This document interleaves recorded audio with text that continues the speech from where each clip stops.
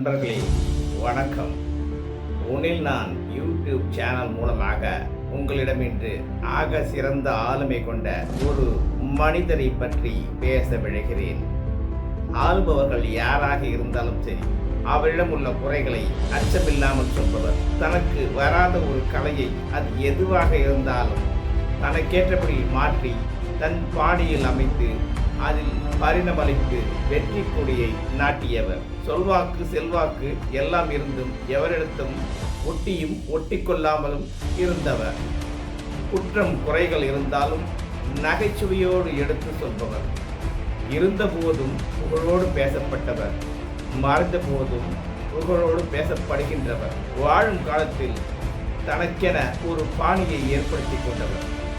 பகீரதன் என்பது எழுதிய தேன்மொழியால் என்ற மேடை நாடகத்தில் சோ என்ற கதாபாத்திரத்தில் நடித்திருந்தார்.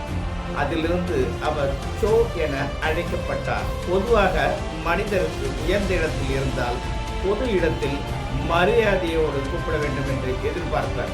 ஆனால் இதற்கு சோ விதிவிலக்கு ஆவார். நண்பர்கள் அவரை வாடா போடா என்று எல்லோரும் முன் பேசுவதை சகஜமாக எடுத்துக்கொள்வார்.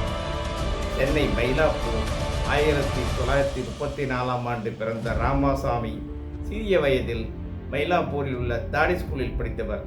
இவர் படித்த ஆரம்ப பள்ளியில் தான் நானும் படித்துள்ளேன்.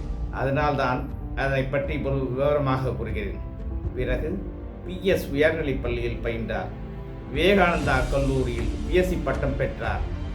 சென்னை சட்டக்கல்லூரியில் BL பட்டம் பெற்றார். உயர்நீதிமன்றத்தில் வழக்கறிஞராக பணியாற்றினார். பல நிறுவனங்களின் சட்ட ஆலோசகராகவும் பணியாற்றியுள்ளார். சோவின் ஜட்மெண்ட் ரிசர்வ், முகமது பின் துக்ளக், சரஸ்வதி சபதம் நாடகங்கள் நாடு முழுவதும் 1500 தடவைக்கு மேல் மேடை ஏறின. 1954 விவேகா ஃபைனான்ஸ் கிளப் என்ற தனக்கென ஒரு நாடக நிறுவனத்தை தொடங்கினார். நாடகங்களில் சில நுணுக்கங்களை சொல்வார். அதாவது, நகைச்சுவை காட்சியின் போது மக்கள் சிரித்தால் அந்த சிரிப்பொலி முடிந்த பின்பே நடிக்க துவங்க வேண்டும் என்பார். இம்மாதிரி ஒரு நாடகத்தில் சிரிப்பை முடிவதற்கு 10 நிமிடங்கள் ஆயின. இருந்தும் நடிகர்கள் மரம் போன்று நின்று கொண்டிருந்தனராம். இவ்வாறு நாடகத்துறையில் மக்களின் உணர்வுகளை அறிந்து காலத்திற்கேற்ப கதாபாத்திரங்களை தயாரித்து துணிவோடு நடத்தியவர். இவர் 1970 குக்கர் தமிழ் வார பத்திரிகையை ஆரம்பித்தார். அது ஒரு சுவாரஸ்யமான கதை. பத்திரிகையை ஆரம்பிப்பதற்கு முன் தமிழில் தான் பத்திரிகை ஆரம்பிக்கலாமா என விளம்பரம் கொடுத்தார். இது இந்து ஆங்கில செய்தித்தாளில் முதலாக வந்த தமிழ் விளம்பரம் என்று கூட கூறுவர். அதற்கு ஆதரவாக 10,000 பேர் தொடங்கலாம் என கூறியிருந்தனர். ஆரம்பத்தில் உடனடியாக ஆரம்பிக்க பொருளாதார வசதி இல்லாவிட்டாலும் நினைத்த காரியத்தை வெற்றிகரமாக சாதித்து விட்டார். பின்னர் 1976 பிக் என்ற ஆங்கில பத்திரிகையும் ஆரம்பித்தார். பொதுவாக தனது வெற்றியை கொண்டு தன்னை திறமைசாலி என பெரிதாக நினைத்தவர் இல்லை சோ. தனக்கு அதிர்ஷ்டம் நிறைந்து உள்ளதாகவும் கூறுவார் சோ. இதனால் அதிர்ஷ்டத்தின் பார்ப்பட்டே தனக்கு புது புது அனுபவங்கள் கிடைத்தன என தனி புத்தகமே எழுதியுள்ளார். எதை கண்டும் அஞ்சாமல் எதற்காகவும் சமரசம் செய்து கொள்ளாத நெஞ்சுரம் கொண்ட பாரதியை போன்றவர் சோ என்றால் அது மிகையாகாது.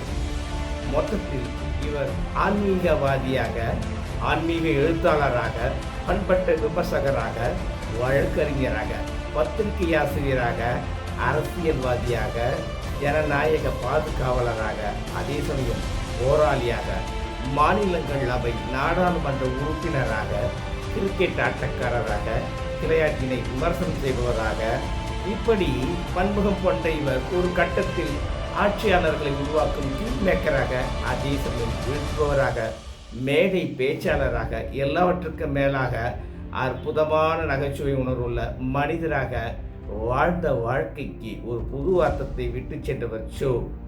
இதோடு என் உரையை முடித்து அடுத்த சந்திப்பில் வேறொரு தலைப்போடு உங்களை சந்திக்கிறேன் என்று கூறி விடைபெறுகிறேன். நன்றி, வணக்கம்.